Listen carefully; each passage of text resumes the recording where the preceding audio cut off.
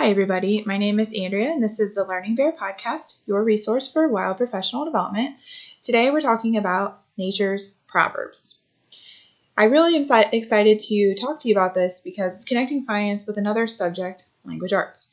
Some terms that you need to know are proverbs, adages, and the difference between literal and figurative language. I recently heard a story on the radio.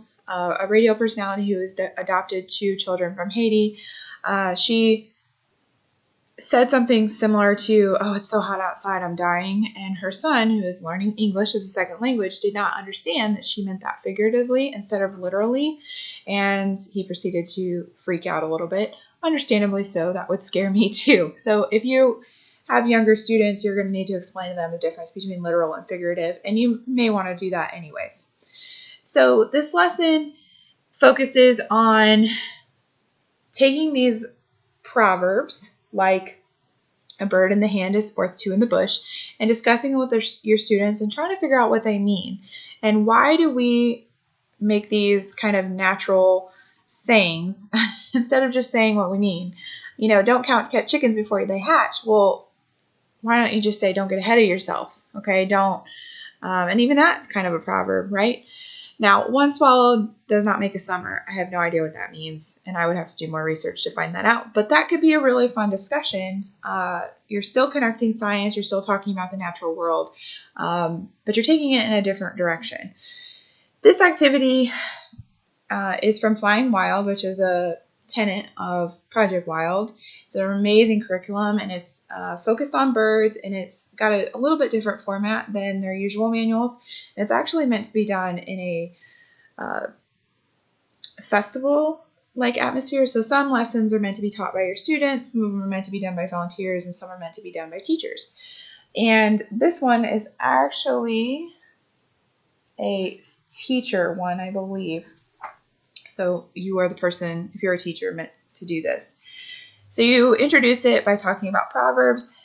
The ones that are running along on this screen are some good proverbs that they include in the lesson.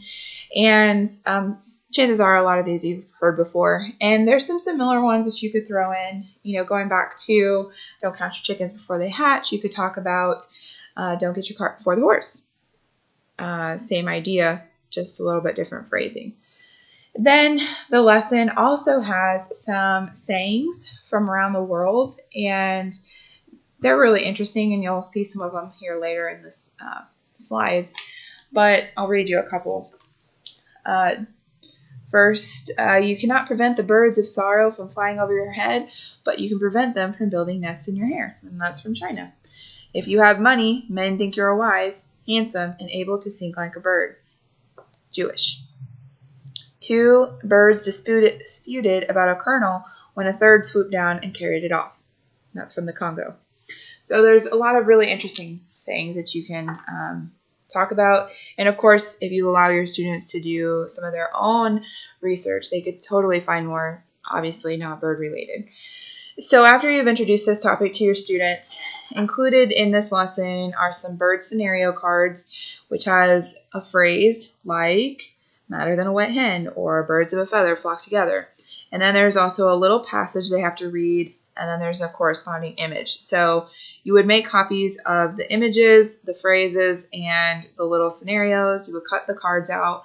I like to laminate them because then you can use them more than once. And depending on if you're going to do it in a large group, you would need to make multiple sets. Or if you're just going to do a small group, you could work together. You could also turn it into a relay race, which is what I like to do. I like to have multiple sets of these, and they have to match them up. I usually add in some that are not just bird related, and or cut up the list of bird proverbs and like a corresponding meaning, and they have to match them up. I like to turn everything into a game because it's more likely that they will pay attention. So these are included on the Project Wild website that you could print off as many copies as you need. And then, obviously I would recommend laminating them, like I said. And it's just a really fun game. It's light. It's easy. It gets them thinking about what they really mean to say.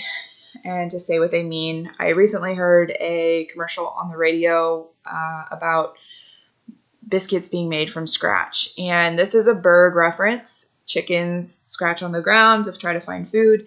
And I know that that restaurant is definitely not making biscuits from scratch for any number of reasons. But making something from scratch comes from the idea that you're just taking these few little leftover bits that you don't really have much of, and you don't really have enough money to go buy more, so you pull it together to make something. That's where scratch comes from. So that's what fueled this presentation. I hope you like the nice short brevity of it. And as always, subscribe, share, and sponsor.